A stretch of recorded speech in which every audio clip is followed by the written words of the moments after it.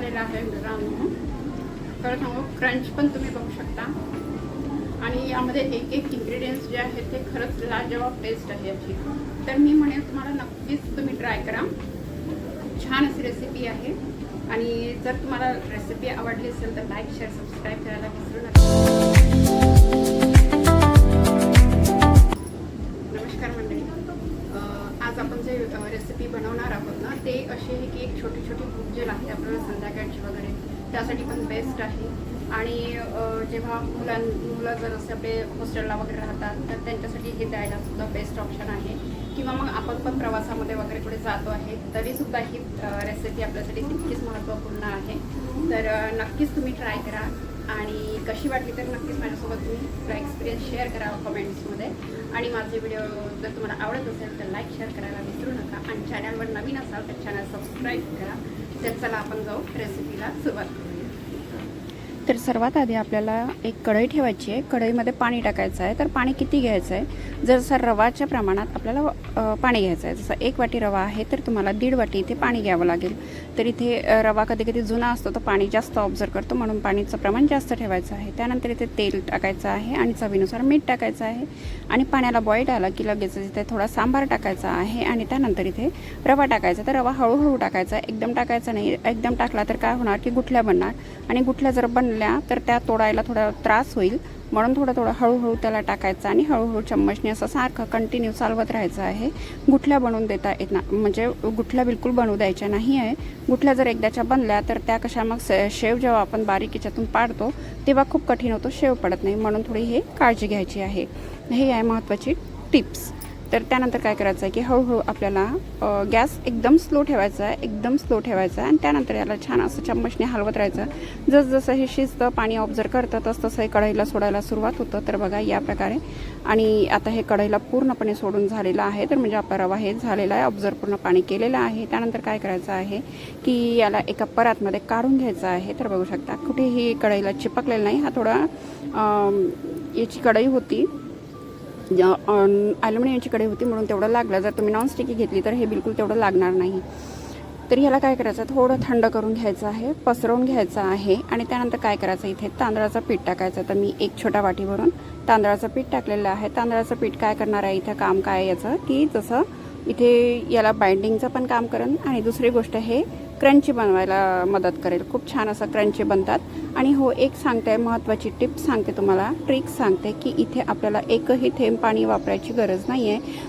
रव्यामध्ये जो ओलावा आहे त्यामध्येच आपल्याला पीठ मळून घ्यायचं आहे.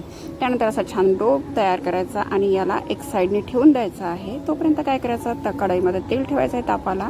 आणि त्यानंतर असा साचा सर्वांच्याच घरी असतो, शेव आणि चकली याला पाडते, या साच्याने पडते. तर आपल्याला हा साचा असेंबल करून ठेवायचा आहे. त्यानंतर 10 मिनटं होऊन गेलेले होते. तर हा रव्याचा एक साईड घ्या, म्हणजे ह्या गोळ्याचा एक थोडं पार्ट घ्यायचा, त्याला थोडं हाताने मळून घ्यायचं आहे जेणेकरून शेव पाडताना त्रास होणार नाही. थोडं सेल करून घ्यायचं आणि छान असं याच्यामध्ये साच्यामध्ये भरून घ्यायचं आहे. तेल गरम झालं का हे टेस्ट केलं आणि छान असे शेव पाडून घ्यायचे. आणि पुन्हा तुम्हाला इथे महत्त्वाची टिप्स देते की जेव्हा तेल कडकडीत गरम असतं तेव्हाच आपण इथे शेव टाकायचे आहे. आणि त्यानंतर जेव्हा शेव टाकले की गॅस मिडियम करायची आहे. नाहीतर काय होणार, जर तुम्ही हाय गॅस ठेवली तर तिथे काय होणार की शेव जळणार, वरून रंग बदलणार आणि आतमधून कच्चे राहणार, मग ते क्रंची होणार नाही. म्हणून आणि हळू गॅसवर असं छान गोल्डन कलर येईपर्यंत, मस्त असे क्रिस्पी होईपर्यंत शेव आपल्याला शेकून घ्यायचे आहे. आणि पलटवताना जर ते तुटते असं वाटतं तर चिमटाची मदत घ्यायची, जे पोळी शेकाचा चिमटा असतो ना त्याची मदत घ्यायची.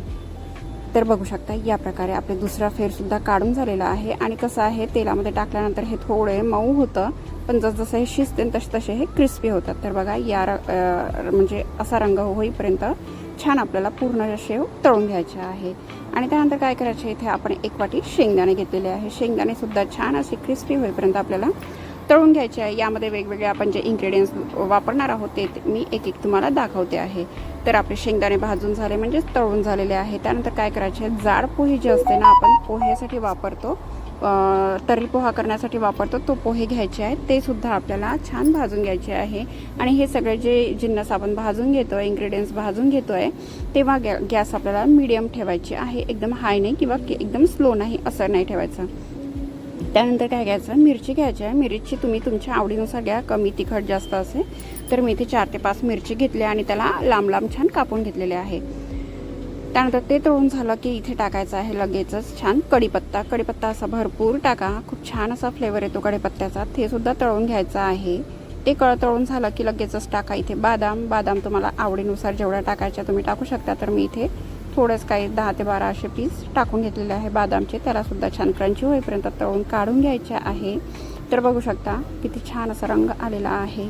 आणि त्यानंतर इथे टाकायचं आहे मखानासुद्धा असं क्रिस्पी जसं असं हाताने तुटणार असं इथपर्यंत त्याला हलका होईपर्यंत भाजून घ्यायचा आहे, म्हणजेच तळून घ्यायचा आहे. आणि तुम्हाला सांगते टेस्ट खरंच म्हणजे एकदा बनवून बघितलं ना तर तुम्ही नेहमी हा आपल्या घरात बनवून ठेवाल. इतका छान याचा टेस्ट होतो आणि आरामात 15 दिवस ते टिकते. आणि खरंच खूप छान असं ऑप्शन आहे. नेहमी आपण तो पोह्याचा चिवडा करतोच, पण एकदा तुम्ही या पद्धतीने सुद्धा बनवून बघा. बनवायला एकदम सोपी आहे आणि खायला तर खूपच मजेदार. त्यानंतर आपण थोडे मनुकासुद्धा टाकून घेतलेले. हे सर्व जिन्नस तळून झाल्यानंतर हे थोडं तेलकट झालेलं आहे आणि कसं आहे आजकाल सर्व हेल्थ कॉन्शियस असतं, त्यामुळे तेलकट कुणाला आवडत नाही. म्हणून काय केलेलं आहे की थोडं टिश्यू पेपर खाली टाकलेला आणि त्यावर जे तळलेले जिन्नस आहे ते टाकायचे, जेणेकरून टिश्यू पेपर पूर्ण तेल ऑब्झर्व करून घेईल. आणि त्यानंतर जे आपण आत्तापर्यंत तळून घेतलेलं इन्ग्रेडियंट्स आहे ते सर्व या टिश्यू पेपरवर टाकायचं आणि छान असं मिक्स करून घ्यायचं आहे सर्व याला. तर बघा किती सुंदर असा चिवडा आपला बनून तयार होतो आहे. आणि यानंतर याला टेस्ट देण्यासाठी किंवा फ्लेवर देण्यासाठी तुम्हाला आणखी काही वापरायचं आहे. तर बघा तेल पण ऑब्झर्व झालेलं आहे आणि एक इन्ग्रेडियंट्स यातला किती सुंदर असं तळून म्हणजे क्रिस्पी झालेला आहे, खूप छान असा. आणि शेव जसं आपण बेसनाचे वगैरे तर करतोच आहे, तर आज तुम्ही रव्याची सुद्धा बनवून बघा, नक्कीच तुम्हाला सर्वांना आवडेल. आणि त्यानंतर मी इथे अर्धा चम्मच लाल तिखट घेतलेला आहे, चवीनुसार मीठ घेतलेलं आहे आणि काळं मीठ घेतलेलं आहे. आणि वरून मी छान असं साखर टाकलेली आहे, पिठी साखर आहे. पिठी साखर नक्कीच टाका, कारण काय होणार की जेवढं बी यामध्ये आपण इन्ग्रेडियंट्स वापरले त्याचं टेस्ट इन्हॅन्स होईल आणि टेस्ट पण खूप छान येईल. आणि हे सर्व जिन्नसला लागलं पाहिजे, सगळं इन्ग्रेडियंट्सला हे लागलं पाहिजे, म्हणून हाताने मिक्स करा. चम्मचने जर केलं तर थोडं टेस्ट काही जागी लागेल, काहीच लागणार नाही. तर बघा प्लेटमध्ये काढून दाखवते किती छान असा याचा आवाज येतो आहे आणि दिसायला पण किती छान दिसतंय. त्याच प्रमाणे दिसायला जितका सुंदर दिसतो तितकाच खायलासुद्धा हा टेस्टी आहे. तर या डब्यामध्ये आपण 8 ते 15 दिवस टिकवून ठेवू शकतो. तुम्हाला ही रेसिपी आजची कशी वाटली नक्कीच सांगा. आणि अशाच मस्त रेसिपीसाठी म्हणू की रसोईमध्ये बनवून राहा. भेटत राहूया अशाच मस्त रेसिपीसाठी. तोपर्यंत खात राहा, मस्त हेल्दी राहा.